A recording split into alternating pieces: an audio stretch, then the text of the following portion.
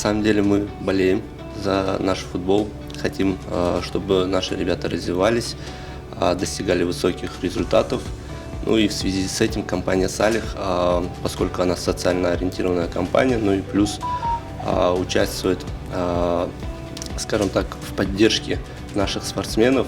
И изначально, то есть, мы выбрали направление именно футбола. В связи с этим сегодня мы встретились и произвели подписание договора о сотрудничестве. Со стороны Кыргызской профессиональной футбольной лиги нам хотелось бы также отметить то, что мы очень рады подписанию контракта с компанией «Салих». Мы уверены, что данный контракт, данное спонсорство, партнерство пойдет на пользу нашему отечественному футболу. И надеемся, что этот проект будет у нас долгосрочным.